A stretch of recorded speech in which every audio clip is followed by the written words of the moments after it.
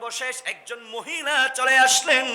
ওই মহিলা আমার নবীকে বলা আরম্ভ করে দিলেন, ইয়া রাসূলুল্লাহ, ইয়া হাবিবাল্লাহ, এই মদিনা শরীফে আমার চাইতে গরিব কোন মহিলা নাই। সুবহানাল্লাহ বলেন। আচ্ছা, গরিব ধনী বানিয়েছেন কে? বলেন না, কে বানিয়েছেন? মনে রাখবেন, যখন আপনার উপর মুসিবত চলবে সে সময়ে ধৈর্য ধারণ করবেন। যখন আল্লাহর নিয়ামত আপনি ভোগ করতে থাকবেন তখন শুকরিয়া আদায় করবেন। দুনো অবস্থায় যদি আল্লাহর এই ফর্মুলা আপনি বজায় রাখতে পারেন, দুনো অবস্থায় আল্লাহ আপনার নিয়ামত বাড়িয়ে দিবে। হয়তো সেটা এবং আপনি এবং আমি বুঝতে পারি না, ঠিক কিনা বলেন না? আমার বাবারা, ওই মহিলা বলে, নবীরে, এই মদিনাতুল মুনাফফারায় আমার চাইতে আর কোন গরিব মানুষ নাই। নবী, মন চাচ্ছে আপনার কদমে সমস্ত সম্পত্তি উৎসর্গ করে দেওয়ার জন্য, কিন্তু ইয়া রাসূলুল্লাহ, আমার তো জায়গা নাই।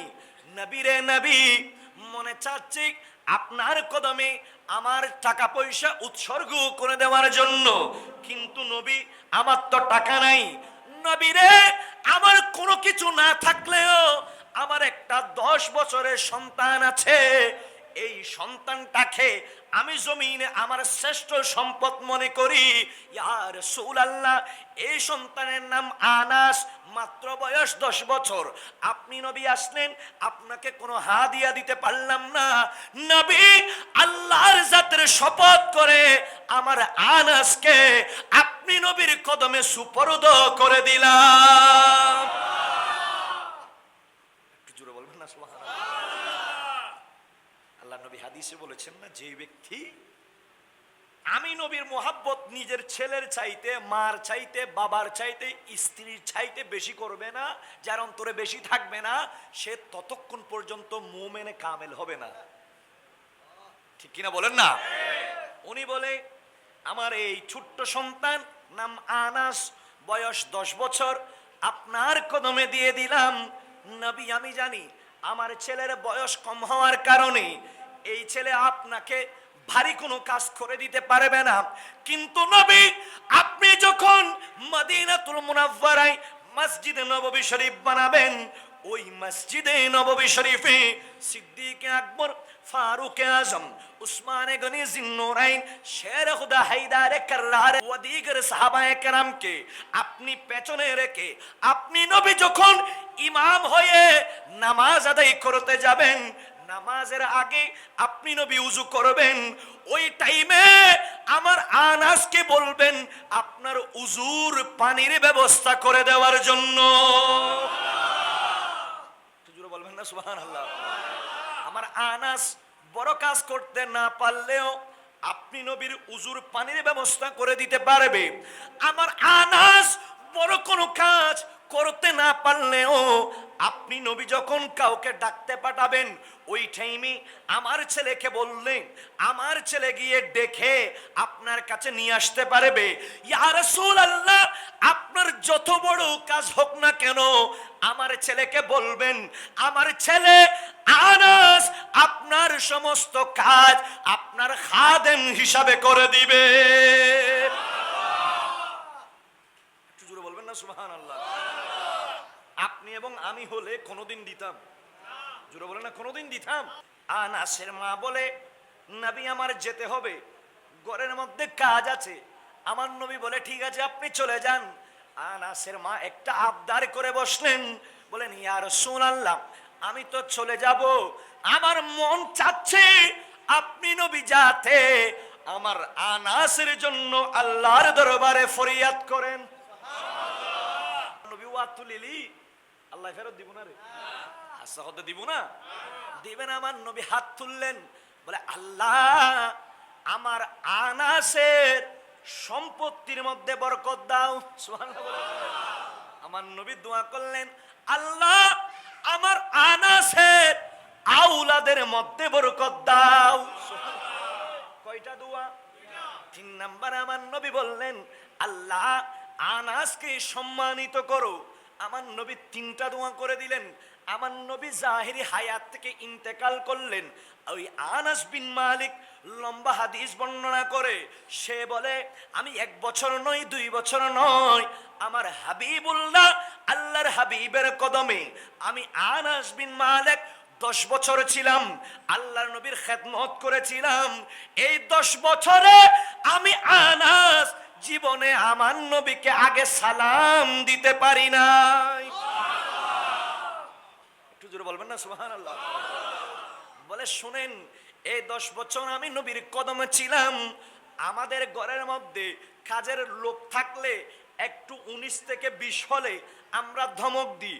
আমরা প্রয়োজনে অনেক সময় গায়ের মধ্যে হাত তুলে ফেলি, অনেক সময় চোখ লাল করে তাকাই। আনাস বিন মালিক বলে, এই জগৎবাসী শুনো, আমি নবীর খাদেম হিসাবে একাধারে 10 বছর ছিলাম, আমার নবী জীবনে আমার গায়ের উপরে হাত তুলে নাই। বলে শুধু তাই নয়, আমার নবী জীবনে আমাকে ধমক দিয়ে কথা বলে নাই। বলে দুনিয়াবাসী শুনো, আমার নবী জীবনে আমাকে হাত তুলে নাই, ধমক দেয় নাই। শুধু তাই নয়, নবী জীবনে আমাকে চোখ লাল করে তাকাই নাই।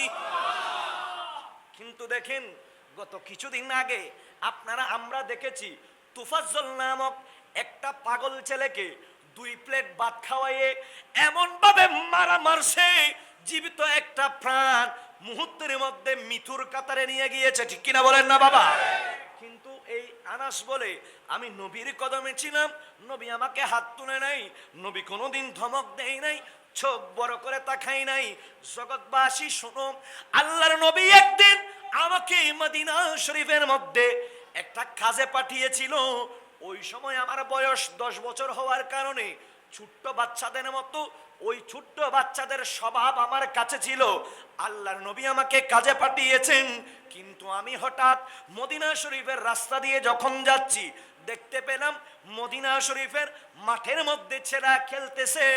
আমি ওই খেলা দেখতে দেখতে আল্লাহর নবী যে আদেশ করেছিল, ওই আদেশের কথা মাথায় নাই। সুবহানাল্লাহ বলেন। ভুলি গেই দে খেলা চাইতে চাইতে ভুলি গেই, মনন নাই আল্লাহর নবী একখান হাজিয়া ফাটাই। সুবহানাল্লাহ হইবে না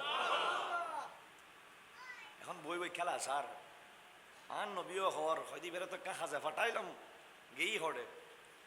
আল্লাহ নবী নিজে নিজে বাহির হয়ে আনাসকে যখন আমার নবী খুঁজতেছিলেন, হঠাৎ করে দেখতে পেলেন আনাস খেলা দেখার মধ্যে মগ্ন।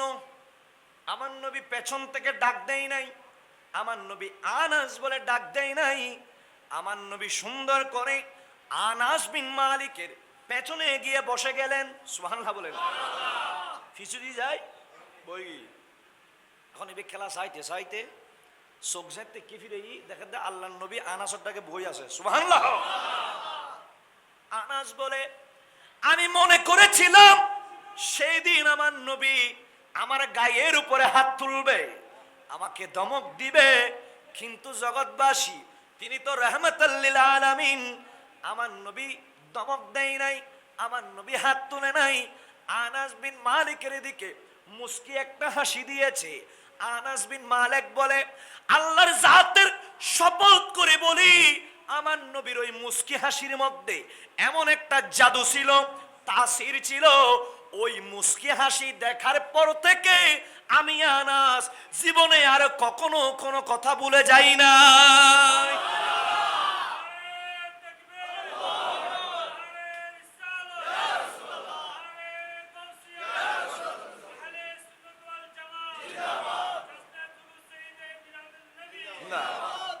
আমার বাবারা, তারই ধারাবাহিকতায় আমাদের হুজুর কেবলারা যখন ওই জামিয়ায় এসে জুলুসের ময়দানে বসে মুস্কি হাসি দেওয়ার দেরি, এইবার 11 জন বিধর্মী ইসলাম কবুল করতে দেরি হয় নাই। ঠিক কিনা বলেন না?